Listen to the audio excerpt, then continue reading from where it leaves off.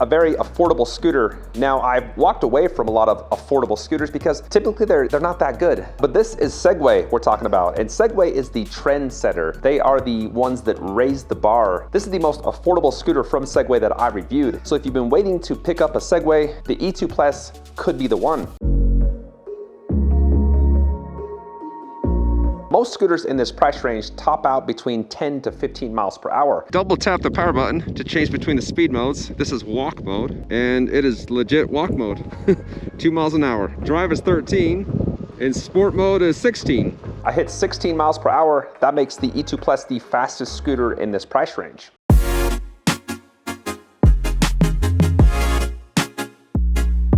Well, it's time to check out the power off the line. From a standstill, hitting the throttle, nothing works.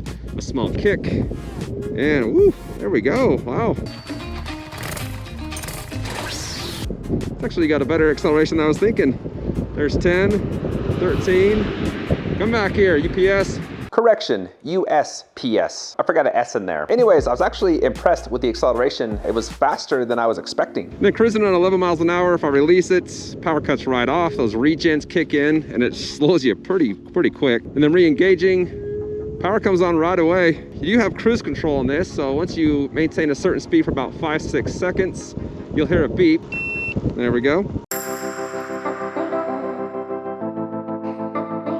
This test is the most important test for a scooter in this class because most brands, if they approach anything other than completely and totally flat, they slow down to a crawl. Now the Segway Max has the best hill climbing ability in that price range. Let's see if the E2 Plus has the best hill climbing ability in this price range. Got a 7% grade hill in front of me, about a block long. I got a full charge, hitting it at 12 miles per hour. I will be impressed if I can make it up this. I really will. 7.6, it's dropping pretty quick. Oh, I'm gonna need to help it. Yeah. All right. That's about 50 feet away from the top. Just didn't have enough power to get me there. So I'm thinking for my weight of 190 pounds, I'd probably be in the 2 to 4% range.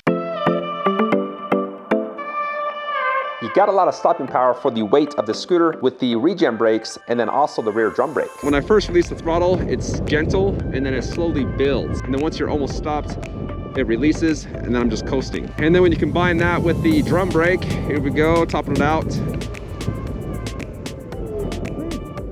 Didn't have any tire skid. Stopped about 20 feet from going 16 miles an hour. Segway has done a nice job of squeezing every ounce of power out of the battery. All of the scooters that I've tested of theirs have the longest range or are in the top 3 for the longest range.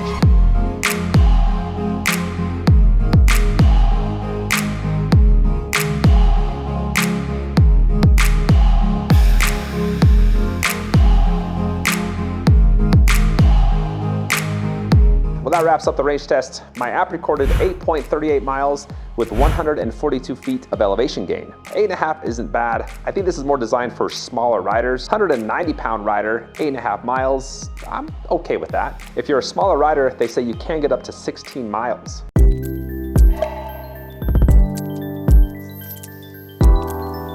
This scooter has a design that I haven't seen before in any other brand. You'll notice at the top how it pushes the handlebars out. The stand comes towards you and then angles out. It's like a candy cane design, which I think actually looks pretty cool. And I'll talk more about that as far as comfort a little bit later. Now it does fold. Got a quick release lever down here. That attaches to the right side of the handlebars. Pretty lightweight at only 33 pounds. As far as geometry, I'm 5'11", as most of you guys know. And even though I feel big on this, it's still a pretty comfortable ride. Handlebar height is nice. I can reach past the grips, 6-7 inches. So they're plenty high enough for me to stand straight up and still be able to grab the grips. The angle of the stem is pretty steep, but then again, at the very top, it pushes the handlebars out. So I like that they push those out. It expands the cockpit, just makes it for a more comfortable ride. As far as balance, this is what you would expect with Segway. Very easy to ride without one hand, very well balanced. That's the case with every product I've tested from these guys. Diving into the cockpit, the handlebar length, it's little itty bitty. Not a very wide stance, but I'm okay with that because you don't have a lot of weight to the scooter.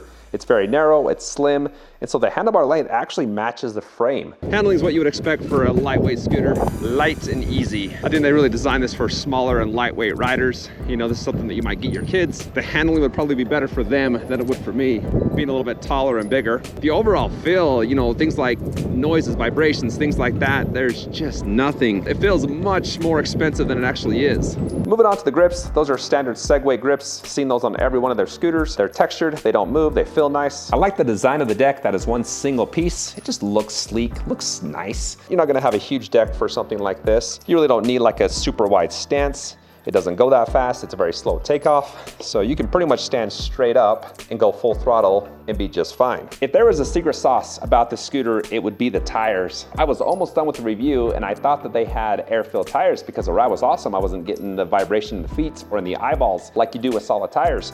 But then I stopped and I checked them and noticed there's no valve stem. So these are solid tires. Well, they're actually hollow. They're like a solid hollow. They have a hollow core. Every solid tire scooter out there should switch to these tires. I just hit a section of chip seal road and there's a ton of cracks on it and those tires are doing an awesome job.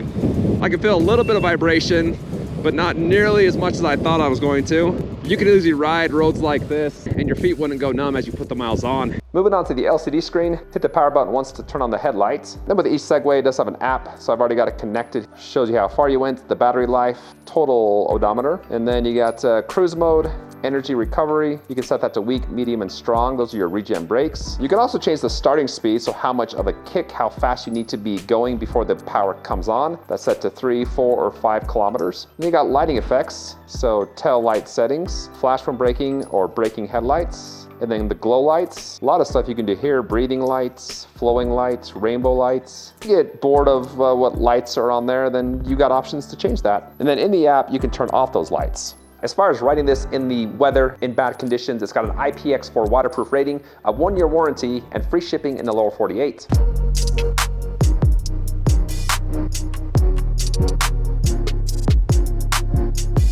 All the other scooters that I reviewed in this price range, it is a night and day difference as far as ride comfort and durable feel. This is just smooth, solid, and feels nice. Now, if you do want to check out the other products I reviewed in this price range, head over to my website, electricrevolutionreviews.com. I've got all my reviews there, and they're all rated on a scale of 1 to 10 to make it easy to compare to other brands. So there you go, that wraps up the E2 Plus. I appreciate you guys hopping on here and checking out my content, and have a good day.